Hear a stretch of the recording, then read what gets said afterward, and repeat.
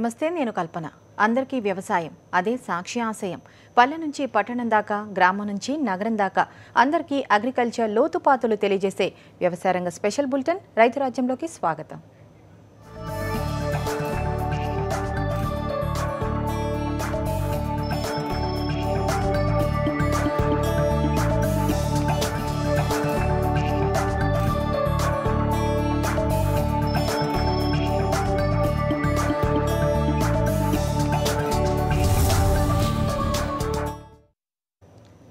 గమ్మత్తైన సువాసనలు వెదజల్లే మల్లెపూల పంట, దాన్ని పండించే రైతుల జీవితాల్లో అవే పరిమళాల్ని వెదజల్లుతుందా?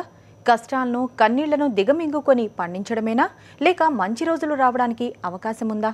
ప్రకాశం జిల్లా మల్లె రైతుల పరిస్థితిపై సాక్షి స్పెషల్ స్టోరీ.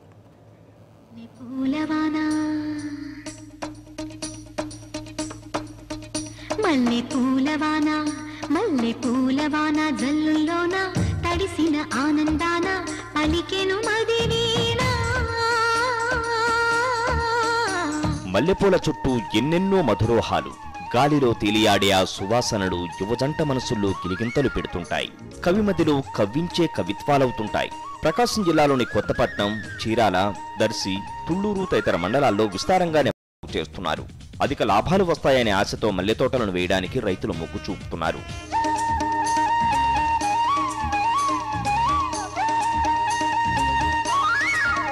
పెరిగిన కూలీ ధరలు, కూలీల కొరత, పురుగుమందులు, పెట్టుబడుల ఖర్చులు మల్లెల రైతులకు చుక్కలు చూపిస్తున్నాయి. వీటికి తోడు తోటలకు తెగుళ్లు సోకడంతో తోటలు దెబ్బతింటున్నాయి. దీంతో అంతంత మాత్రంగానే మల్లె రైతులు దిగుబడులు సాధిస్తున్నారు. దీనికి తోడు వ్యాపారులు సిండికేట్ గా మారి రైతును దోచుకుంటున్నారు. మరోవైపు మల్లెపూలు కోసేందుకు కూలీల కొరతతో రైతులు ఆందోళన చెందుతున్నారు. కూలీల డిమాండ్తో రోజుకు ఒక్కొక్కరికి 150 రూపాయలు పైనే చెల్లిస్తామన్న దొరకని పరిస్థితి.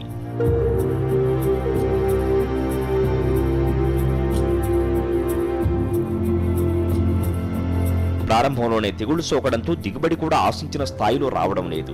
సలహాలు, సూచనలు ఇవ్వాల్సిన హార్టికల్చర్ విభాగ అధికారులు కార్యాలయాలకే పరిమితమవుతున్నారని రైతులు వాపోతున్నారు. పంట సస్యరక్షణలో సరైన చర్యలు తీసుకోకపోవడంతో ఎకరాకు 25 నుంచి 30 వేల రూపాయల వరకు అదనంగా ఖర్చవుతోంది. సీజన్లో కిలో 60 నుంచి 80 రూపాయల వరకు అమ్మిన మల్లెపూలు ఆఫ్ సీజన్లో 30 రూపాయలు కూడా పలకడం లేదు. మేము 10 సంవత్సరాల నుంచి మల్లె సాగు చేస్తున్నాం. ఏటా బాగానే ఉంటుంది. గత 2 సంవత్సరాల నుంచి ఈ దిగుబడులు తక్కువగా, ఖర్చు ఎక్కువగా వస్తుంది. ఒక కోతకి ఖర్చు 40,000 అవుతుంది, రాబడి కూడా 45,000 ఆ మధ్యలో అవుతుంది.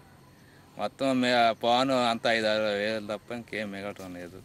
ఏ రోజుకా రోజు పూలను కోసి అమ్మకపోతే అవి మరుసటి రోజుకు పనికిరాని పరిస్థితి. దీంతో రైతులు కూడా చేసేది లేక మల్లెపూలను వ్యాపారులు నిర్ణయించిన ధరకి అమ్మి నష్టాల పాలవుతున్నారు. వేలకు వేలు పెట్టుబడులు పెట్టి మల్లె తోటలను సాగు చేసినప్పటికీ గిట్టుబాటు ధర కూడా రావడం లేదని రైతులు ఆవేదన చెందుతున్నారు.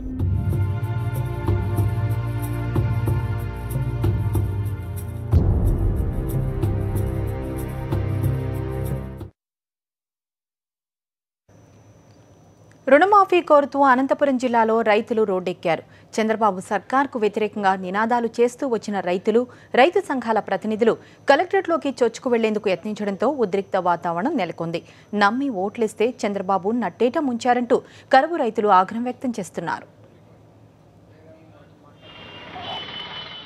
నిత్యం కరువు కాటకాలతో తల్లడిల్లే అనంతపురం జిల్లాలో అన్నదాతలు రోడ్డెక్కడం, ఆందోళన చేయడం సర్వసాధారణ విషయమైంది.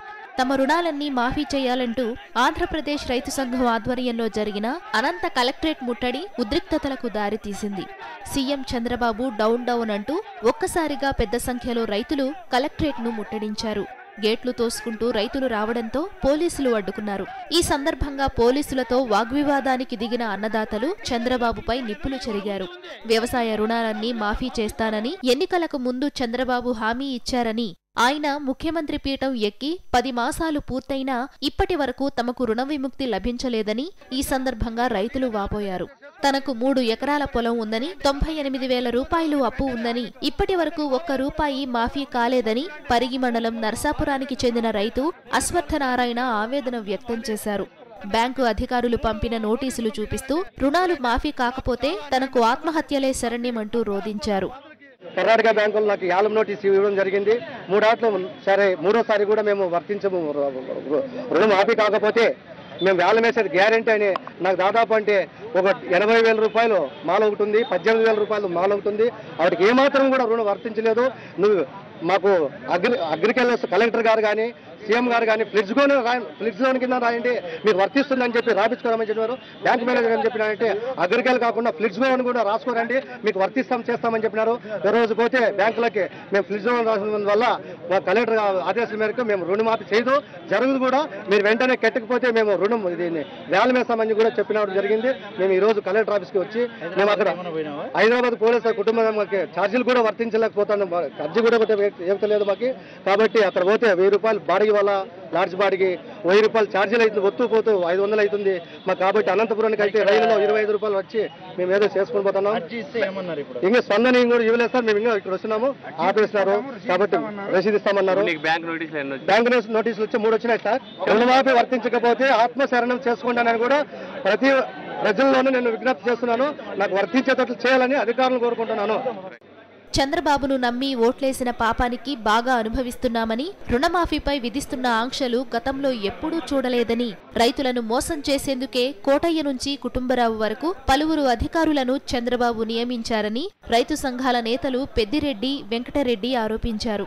రుణాలు మాఫీ కాకపోవడంతో రైతులకు కొత్త అప్పులు ఇవ్వలేదని, బీమా, ఇన్పుట్ సబ్సిడీ ఇప్పటి వరకు మంజూరు కాలేదని ఆవేదన వ్యక్తం చేశారు. 12 ఎమ్మెల్యే, 2 ఎంపీ స్థానాల్లో టీడీపీ అభ్యర్థులను గెలిపించిన అనంతపురం జిల్లా అభివృద్ధికి తొలి ప్రాధాన్యత ఇస్తానంటున్న చంద్రబాబు 2013వ సంవత్సరం ఇన్పుట్ సబ్సిడీ ఎందుకు ఇవ్వలేదో చెప్పాలని వారు డిమాండ్ చేశారు. రైతులకు సంబంధించినటువంటి అప్పుల భారంతో ఆత్మహత్యలు జరుగుతున్నాయి. భూగర్భ జలాలు వెళ్ళిపోయి పండ్ల తోటలన్నీ కూడా ఎండిపోతున్నటువంటి పరిస్థితుల్లో ప్రభుత్వం మొత్తం రుణమాఫీ చేయకోకుండా కొంతవరకు రుణమాఫీ చేసింది. ఆ రుణమాఫీలో కూడా చాలా మందికి ఇంకా అందుబాటులోకి రాలేదు. ఇప్పటికీ దాదాపు 10 సార్లు పైగా ఇచ్చారు. రెవెన్యూ అధికారులకి, వ్యవసాయ శాఖ అధికారులకి, బ్యాంకుల కింద కూడా ఇచ్చినా కూడా 130,000 మంది రైతులకు ఇంతవరకు కూడా గుర్తించలేదు. ఇప్పటికైనా కానీ గుర్తించాలని చెప్పేసి కోరుతున్నాం. అయితే ఈ రుణమాఫీలో ఒక అతను ఉన్నాడు, కుటుంబరావు అని చెప్పేసి. మామూలు కుటుంబం గురించి ఏం తెలియదు, రైతుల గురించి ఏం తెలియదు అన్నట్టుంది అతనికి. ఒక మామూలు చిక్కబట్టిన అనుమతి ఉన్నాడు, హైదరాబాద్కి రమ్మని చెప్తాడు రైతులందరినీ. అసలు అతను తల దిక్కలేదు. అందుకనే మేము ఈరోజు ఆ కుటుంబరావు మీద కేసు పెట్టాలని చెప్పేసి జీవో నెంబర్ 220 ప్రకారం కలెక్టర్ గారు అవన్నీ చూడాలా. అట్లాంటప్పుడు కలెక్టర్ అధికారులు కూడా కుటుంబరావు మరి పరిపాలించే విధంగా ఉన్నాడు. అందుకనే జిల్లా సెంటర్లో ఉన్నటువంటి కలెక్టర్ గారికి ఈరోజు అతని మీద కేసు పెడుతూ మరి ఈరోజు ఇక్కడ ఉన్నటువంటి రైతులందరూ కూడా రుణమాఫీ తక్షణం అమలు చేయాలని చెప్పేసి మేము ఆంధ్రప్రదేశ్ రైతు సంఘం కోరుతున్నాం. అనంతపురం జిల్లాలో వరుస కరువులు వచ్చినాయి. ప్రతి సంవత్సరం 3 నుంచి 4,000 కోట్ల రూపాయలు రైతుల పొలాల్లో చల్లడం, ఉత్తచేత ఇంటికి రావడం, ఇలా వరుస కరువుల దృష్ట్యా అనంతపురం జిల్లాలో దాదాపు 20,000 కోట్ల రూపాయలు నష్టపోవడం జరిగింది. ఈ ప్రభుత్వం కొత్తగా ఎన్నికల్లో ఓట్ల కోసం రుణమాఫీ చేస్తాం అని చెప్పడం వల్ల గుండెగత్తుగా ఆశపడి కరువుకి ప్రత్యామ్నాయం చంద్రబాబు అనుకొని నమ్మి ఓట్లు వేసినారు.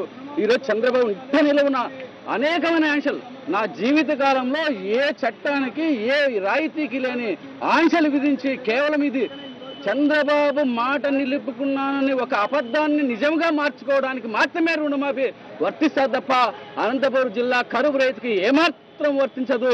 నిజాయితీ ఏమైనా ఈ పాలక వర్గాలకు ఉంటే సర్వేలు చేపించారు. ప్రతి సంవత్సరం 3,000-4,000 కోట్ల రూపాయలు పంట పొలాల్లో పోసి నష్టపోయిన రైతాంగం దాదాపు 20,000 కోట్ల రూపాయలు నష్టపోతే ఈరోజు నువ్వు 10,000 కోట్ల రూపాయలు మాఫీ చేయి. లేదు అట్లా కాకుండా కేవలం ఇప్పటి వరకు కూడా 700 కోట్ల రూపాయలు మాఫీ లెక్కల్లో తేల్తా ఉండంటే ఇది రుణమాఫీ కాదు, మాయదారి మోసము, మాయదారి మాఫీ తప్ప ఇంకేమీ కాదు. మరోవైపు అనంతపురం కలెక్టర్ కార్యాలయంలో రుణమాఫీ ఫిర్యాదులను స్వీకరించేందుకు అధికారులు ప్రత్యేక కౌంటర్ ఏర్పాటు చేశారు. హైదరాబాద్ వెళ్లి ఫిర్యాదు చేసేందుకు రైతులు నానా ఇబ్బందులు పడుతుండటంతో అధికారులు జిల్లా కలెక్టరేట్ల వద్దే కౌంటర్లను ప్రారంభించారు. తమ రుణాలు మాఫీ కాలేదంటూ పెద్ద సంఖ్యలో రైతుల నుంచి ఫిర్యాదులు అందుతుండటంతో అనంత అధికారులు తలపట్టుకుంటున్నారు. ఇప్పటికే రెవెన్యూ, బ్యాంకు కార్యాలయాల చుట్టూ తిరిగి అనేక ఫిర్యాదులు చేశామని, ఇంటర్నెట్, జిరాక్స్ కోసం వందల రూపాయలను వెచ్చించామని రైతులు ఆవేదన వ్యక్తం చేస్తున్నారు. ఇప్పటికైనా తమ ఫిర్యాదులకు ఓ పరిష్కారం చూపాలని వారు డిమాండ్ చేస్తున్నారు. 10 సార్లు బ్యాంకులో జిరాక్స్ల వల్ల ఎంఆర్ ఆఫీస్లో 10 సార్లు ఇప్పటికి ఇచ్చాం. ఇంతవరకు రుణమాఫీ అయ్యే పరిస్థితి లేదు. 50,000 లోపల రుణాలు మాఫీ చేస్తామని 1 టైం సెటిల్మెంట్ చెప్పారు. అది ఎక్కడ కూడా అమలయ్యే పరిస్థితి లేదు. ఈ రోజు హిందూపురం సంబంధించిన రైతు ఇక్కడ వచ్చా మేము పరిశీలిస్తే అతనికి ఉన్నట్టు 23,000 రూపాయలు రుణం మాఫీ అని చెప్పేసి గవర్నమెంట్కి పంపించారంట. 23,000 రుణమాఫీ పంపించారు. ఇప్పుడు మళ్ళీ బ్యాంకులో పోతే మీకు ఉండేది ఇంకా 27,000 ఉందని చెప్తున్నారు. ఇట్లా ప్రతి ఒక్కరిది కూడా రుణమాఫీ అయ్యే పరిస్థితి. ఇప్పుడు కూడా ఈరోజు ఈ ఫిర్యాదులను ఆఖరిగా పరిష్కారం అయ్యే విధంగా చర్యలు తీసుకోవాలా, లేకపోతే ఈ జిల్లా రైతాంగాన్ని అందరినీ కూడా కూడబెట్టుకొని పెద్ద ఎత్తున ఆందోళన చేస్తాం. చంద్రబాబు సర్కార్ ఇచ్చిన హామీలను నెరవేర్చకపోతే ఆందోళన తీవ్రతరం చేస్తామని అనంతపురం జిల్లాకు చెందిన రైతులు, రైతు సంఘాల ప్రతినిధులు హెచ్చరిస్తున్నారు. సాక్షి న్యూస్, అనంతపురం జిల్లా. రెండో విడత రుణమాఫీ జాబితాలో కూడా తమ పేరు లేదని తెలుసుకున్న రైతులు పెద్ద సంఖ్యలో ఆయా జిల్లాల్లో కలెక్టరేట్లకు తరలి వస్తున్నారు. రుణమాఫీ కాలేని రైతులు నేరుగా హైదరాబాద్లోని సచివాలయంలో దరఖాస్తు చేయాలని సూచించిన ప్రభుత్వం తాజాగా జిల్లా కేంద్రాలకు సదరు రైతులను వెళ్లమని సూచించింది. విజయనగరం కలెక్టర్ కార్యాలయం వద్ద వ్యవసాయ శాఖ ఏర్పాటు చేసిన రుణమాఫీ కౌంటర్ రైతులతో కిటకిటలాడుతోంది. మరోవైపు అన్ని అర్హతలున్నా కేవలం 50,000 రూపాయల్లోపే ఉన్న తమ రుణాలను ప్రభుత్వం ఎందుకు మాఫీ చేయడం లేదని అన్నదాతలు ఆవేదన వ్యక్తం చేస్తున్నారు. రుణమాఫీ కోసం రాష్ట్ర రాజధాని హైదరాబాద్ చుట్టూ ప్రదక్షిణలు చేసిన రైతులు ఇప్పుడు మరలా జిల్లా కలెక్టర్ కార్యాలయంలో రుణమాఫీ కోసం ఏర్పాటు చేసిన ప్రత్యేక సెల్ చుట్టూ తిరుగుతున్నారు. వీరిలో చాలా మంది మాఫీకి పూర్తి అర్హత ఉన్నా మాఫీ కావడం లేదని, స్కేల్ ఆఫ్ ఫైనాన్స్తో పాటు సరైన విధానంలో దరఖాస్తు చేయలేదంటూ రకరకాల కారణాలను చూపిస్తున్నారని ఆవేదన వ్యక్తం చేస్తున్నారు.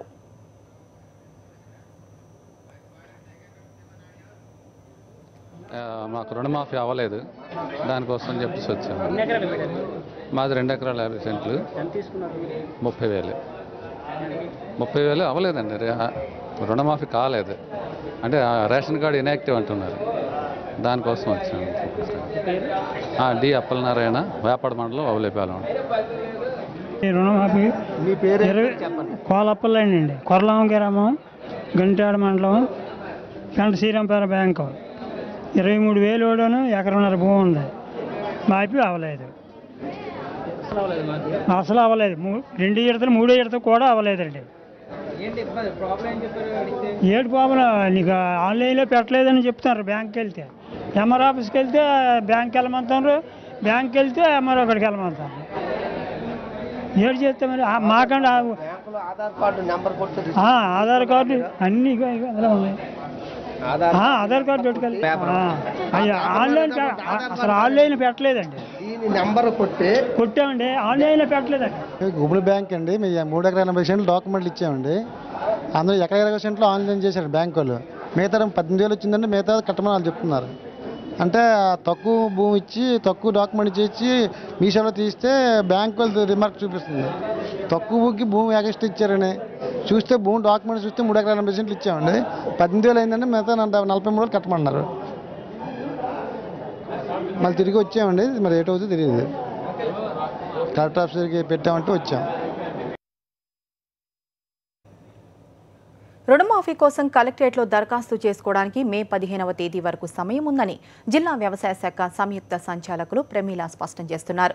జాబితాలో పేరు లేని వారు ముందుగా ఇక్కడికి వచ్చి ఫిర్యాదు చేయాలని, అవసరమైన డాక్యుమెంట్లు సమర్పిస్తే అర్హత అంశాలను పరిశీలిస్తామని చెప్తున్నారు.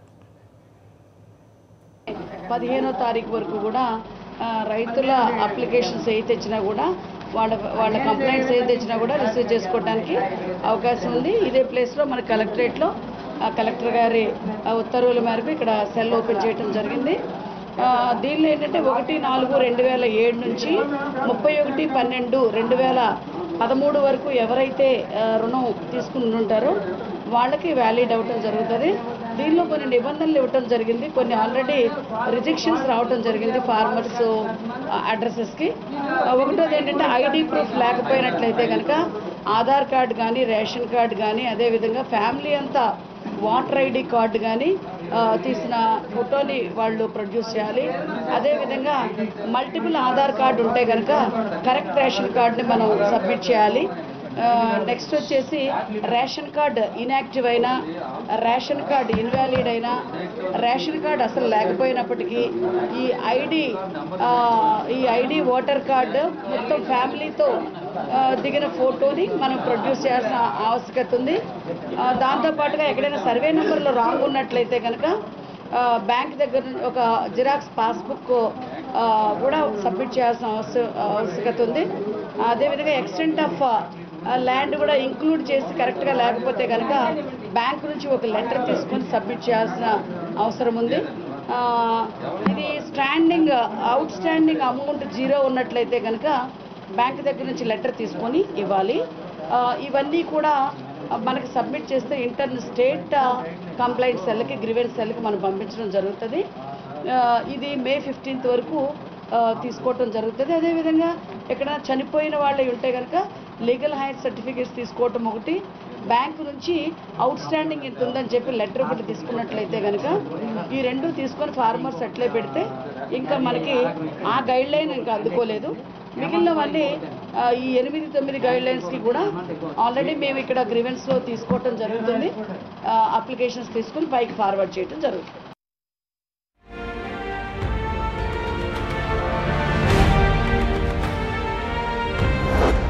బాధించేవాడే భర్త,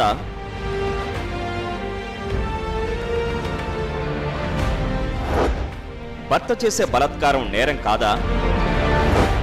పెళ్లి మహిళల హక్కుల్ని కాలరాస్తోందా? పడతి పాట్లు ది 4th ఎస్టేట్ రాత్రి 8 గంటలకు. ఆరుగాలం శ్రమించే అన్నదాత శ్రమ దోపిడీకి గురవుతున్నాడు. రైతన్నల రెక్కల కష్టం దళార్ల పాలవుతోంది. అష్టకష్టాలు పడి పండించిన పత్తి పంటను కొనుగోలు చేయడంలో సర్కార్ చూపుతున్న నిర్లక్ష్యం, మార్కెట్ మాయాజాలంతో రైతన్న నిలువునా మునుగుతున్నాడు. అధికారుల అలసత్వం, పాలకుల నిర్లక్ష్యంతో అక్రమ దందా, జీరో వ్యాపారంతో దళార్లు రైతన్నలను దోచుకు తింటున్నారు. తూకంలో మోసం, ధరలో కోత, తరుగు పేరుతో మోసపోతున్న రైతన్న తక్కువ ధరకే పత్తిని అమ్ముకుంటూ ఆందోళన చెందుతున్నాడు. ఉత్తర తెలంగాణకే తలమానికంగా ఉన్న కరీంనగర్ జిల్లా జమ్మికుంట పత్తి మార్కెట్ జీరో వ్యాపారానికి వేదికగా మారడమే దీనికి నిదర్శనం. అక్రమ దందాతో దళార్లు, అడ్డీ వ్యాపారులు కోట్లకు పడగలెత్తుతున్నారు. మామూళ్ల మత్తులో అధికారులు జోగుతుండడంతో తక్కువ ధరకే వ్యాపారులు రైతుల దగ్గర నుంచి పత్తిని కొనుగోలు చేసి ఆ తర్వాత ఆ పత్తిని బినామీ రైతుల పేరుతో సిసిఐకే అంటగట్టి అందిన కాడికి దోచుకుంటున్నారు. ముందుగా నాణ్యత లేని సిసిఐ రిజెక్ట్ చేసిన పత్తినే కొనుగోలు చేసిన వ్యాపారులు దొడ్డిదారిన సిసిఐకే అంటగడుతున్నారు.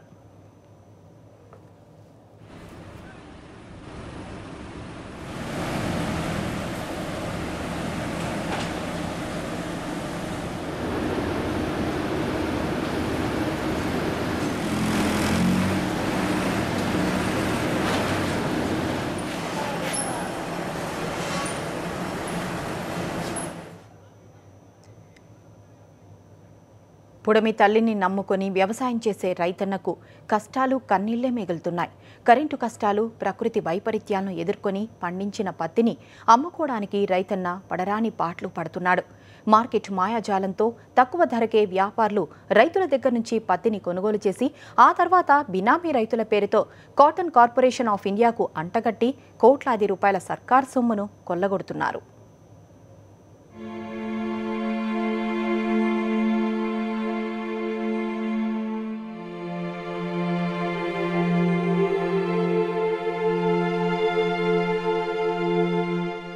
తెల్ల బంగారంగా పేరొందిన పత్తికి ప్రభుత్వం ఈసారి క్వింటాల్కు 4,050 రూపాయల మద్దతు ధర ప్రకటించింది.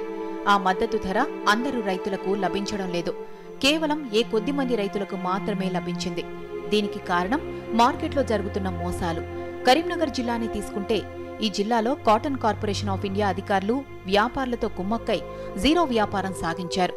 సిసిఐ కొనుగోలు కేంద్రాలు సక్రమంగా పనిచేయకపోవడంతో మార్కెట్లో దళారులే రాజ్యమేలారు. నాణ్యత పేరుతో ధరలో కోత పెట్టి అన్నదాతలను నిలువునా ముంచారు. పత్తిలో తేమ ఉందని, నాణ్యత సరిగ్గా లేదంటూ ఇష్టారాజ్యంగా ధరలో కోత పెట్టడమే కాదు, తూకంలో మోసానికి పాల్పడ్డారు. తెలంగాణలోనే అతిపెద్ద పత్తి మార్కెట్ జమ్మికుంటలో మోసాలకు అడ్డు అదుపు లేకుండా పోయింది. తూకంలో మోసాలకు పాల్పడ్డమే కాకుండా తరుగు పేరుతో క్వింటాల్కు 5 కిలోలు కోత పెట్టారు. మార్కెట్ మాయాజాలంతో ఒక్కో రైతు క్వింటాల్కు 500-600 రూపాయలు నష్టపోయాడు. మోసాన్ని గమనించిన రైతన్నలు ఆందోళనకు దిగితే అటు వ్యాపారులు, ఇటు సిసిఐ పత్తిని కొనుగోలు చేయకుండా ముప్పు తిప్పలు పెడతారు. దాంతో రైతులు మార్కెట్లో ఇబ్బంది పడలేక, అప్పులిచ్చిన వాళ్ల బాధలు పడలేక వ్యాపారులు, దళార్లు చెప్పిన రేటుకే పత్తిని అమ్ముకొని ఇంటి ముఖం పట్టారు. మునుపు అదే రేటు, ఇప్పుడు ఇదే రేటాయే. మాకు జాగలేక సంచులో పెట్టుంచిన పత్తి కిందెత్తే మట్టి అంటుందని అయితే నన్ను 10 వేసుకొచ్చినామని అంటాడు. 10 నేను ఎంత వేసుకొస్తా 5 కిలోలు కట్ చేసి కాంట పెట్టుకుంటా అన్నాడు. 23,800 పెట్టుకుంటాను అన్నాడు. సంచికి 5 కిలోలు కట్ చేద్దానే. మాకు రైతులు పంట పండతలేదు కదా, చెప్పు, నీళ్లు లేక ఎడతాను. 4 సార్లు అడిగినా కానీ మీరు పాస్బుక్లు తీసుకొచ్చుకోరు అంటే రైతులం కదా, పాస్బుక్లను తీసుకొచ్చుకోకుండా ఎట్లుంటాం మేము?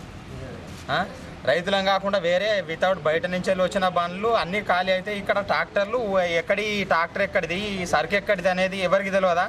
బయట నుంచి వచ్చే బండ్లు అన్నీ బరాబరే, వాళ్ళు ఎవరు వస్తలేరు. ఇక్కడ దగ్గర నుంచి చుట్టూరు వచ్చిన రైతులను మేము మాట్లాడితే మమ్మల్ని ఎవరు పట్టించుకుంటలేరు. ఈ తెలంగాణ గవర్నమెంట్లో ఇంత చక్కగా ఉండదు మా బతుకులు.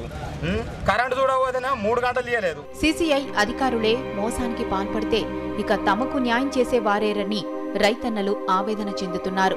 అధికారులు, వ్యాపారులు కుమ్మక్కై తమను మోసం చేసి నిలువునా ముంచుతున్నారని అన్నదాతలు ఆగ్రహం వ్యక్తం చేస్తున్నారు. ఈ అక్రమ దందాను అరికట్టి ఆదుకోవాలని కోరుతున్నారు.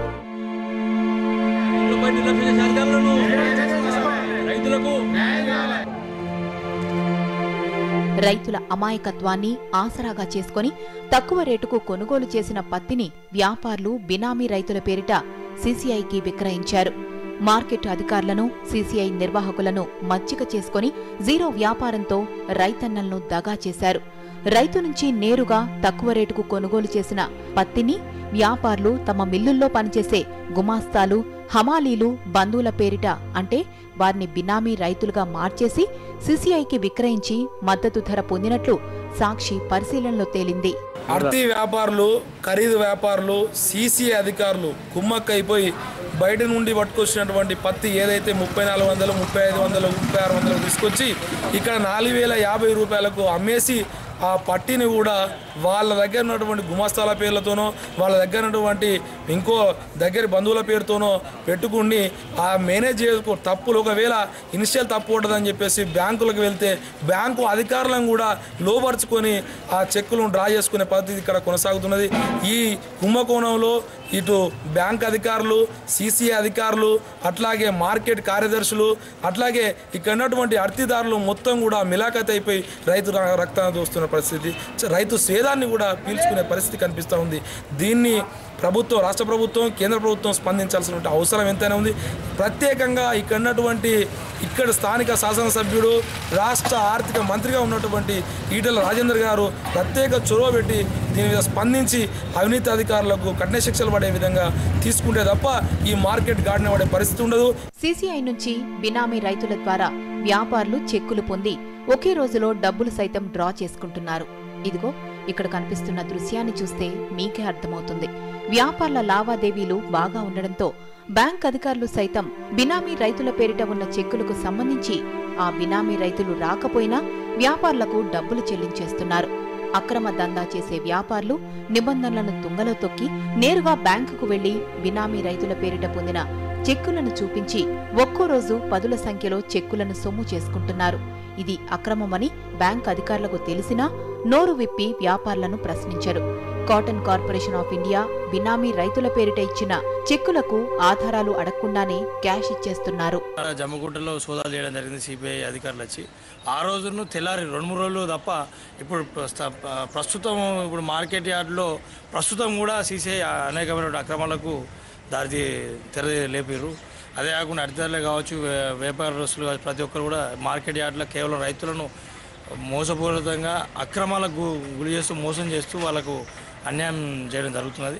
దీన్ని దృష్టిలో ఉంచుకొని సిబిఐ అధికారులు ఇప్పుడు ప్రస్తుతం నిర్వహించుతున్న సీసీఐ వారి మీద కూడా సిబిఐ ఎంక్వైరీ చేయాలని చెప్పేసి తెలియజేస్తూ రైతులకు మరియు ప్రజలకు న్యాయం చేయాలని కోరుకుంటున్నారు. అసలైన రైతులు సీసీఐ ఇచ్చిన చెక్కులతో బ్యాంకుకు వెళితే మాత్రం పట్టేదారు పాసు పుస్తకం ఉందా, పహానీ నకల్ జిరాక్స్ కావాలి అంటూ 2-3 రోజులు తిప్పుకుంటారు.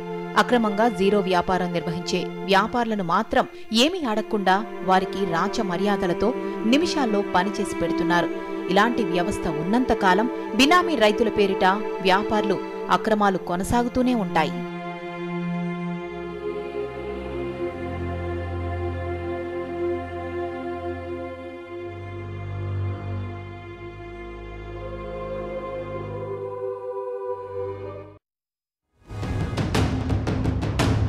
సీక్రెట్ చెప్పేసిన చాక్లెట్ బాయ్,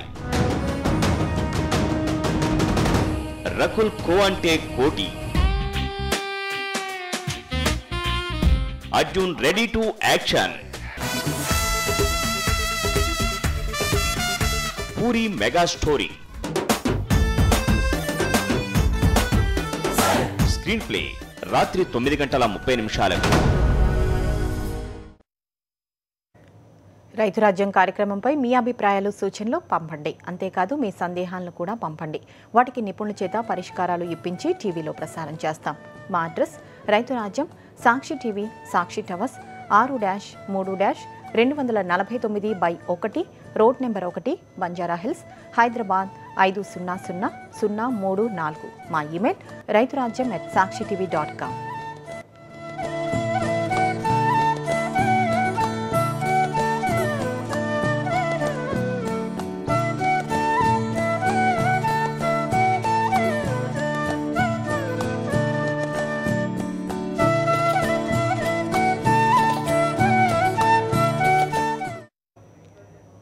ఇవి బులెటిన్ విశేషాలు. మరి కాసేపట్లో కెరియర్ ప్లస్ చూద్దాం. స్టేడియం.